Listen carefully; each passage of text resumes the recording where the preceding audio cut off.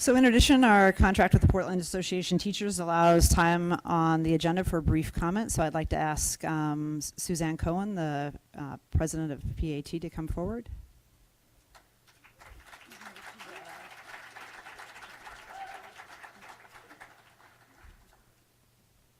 Good evening.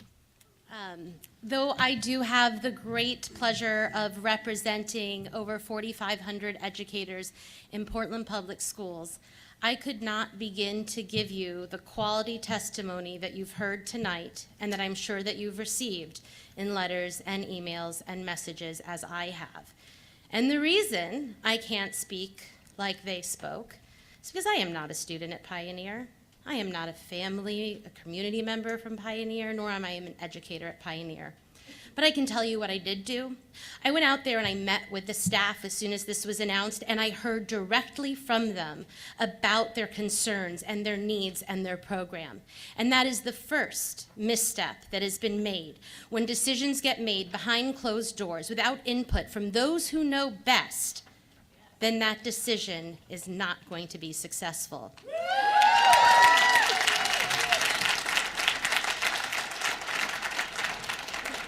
I have spoken at so many school board meetings. I feel like it was just the last one that I asked you to put away your rose-colored glasses and any data or stuff that people were telling you and really listen to the people who know, because they are there every day experiencing the experiences that are necessary for you to understand. And that is made apparent by some of the statements that are getting made right now about the Pioneer program. They do not resonate with what the students and family and staff there feels. These are not their words. They are words that somebody else has told you to say about the program without firsthand knowledge of what they're really experiencing. And this disconnect is the first ask that we've asked with any decision, that you actually get there and talk to the educators.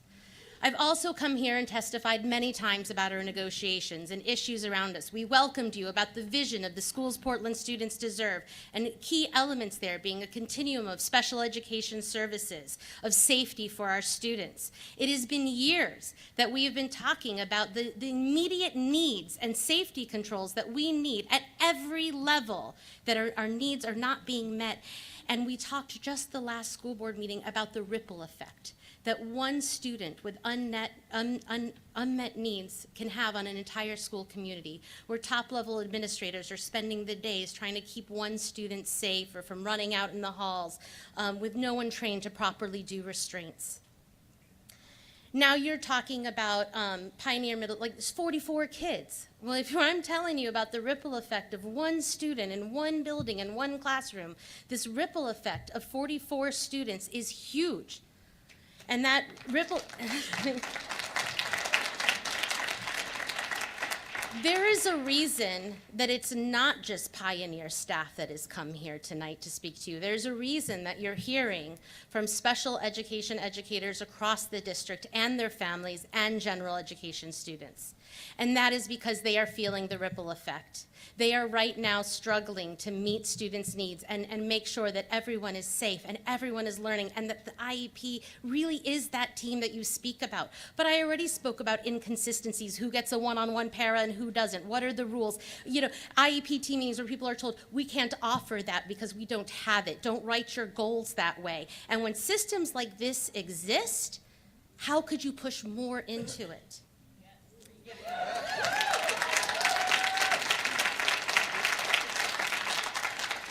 I do not want to pretend to have the level of expertise or knowledge that our superintendent has around best practices. But there is something that we in this room do have knowledge around, and that's our students and that's our schools, because we have been here over and over again, living through this, through all the changes and all the different staff. We've been the consistency. Prior to Guadalupe's arrival, I talked about a three-legged stool where every leg has been broken except your educators, who are there supporting and keeping our schools running, and yet you would move forward without consulting with those who know best. Yeah.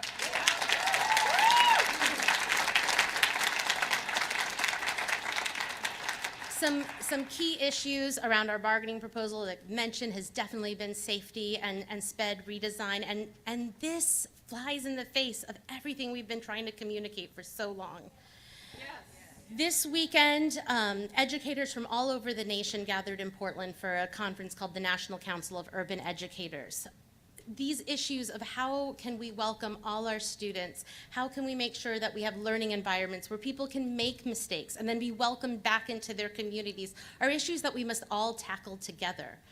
But this solution is really just seeking more problems. We need to be at the table with you working to solve them.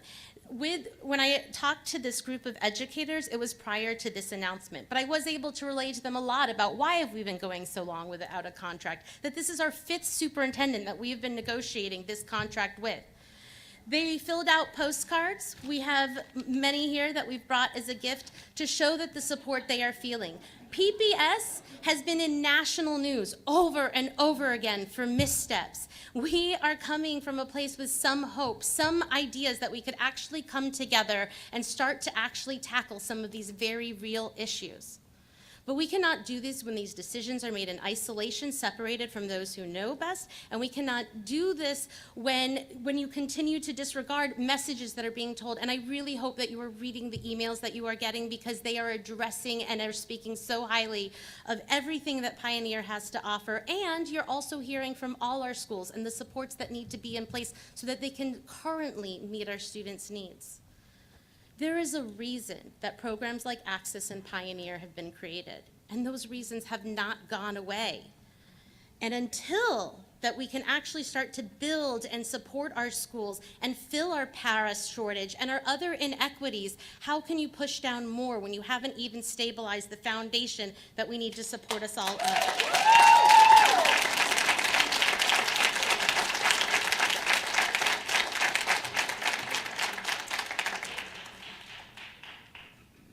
We brought you these postcards as a gift to let you know that there are educators, not just in this room, not just throughout this district, but throughout the nation, that want to help and support Portland Public Schools and help us all move forward and rebuild.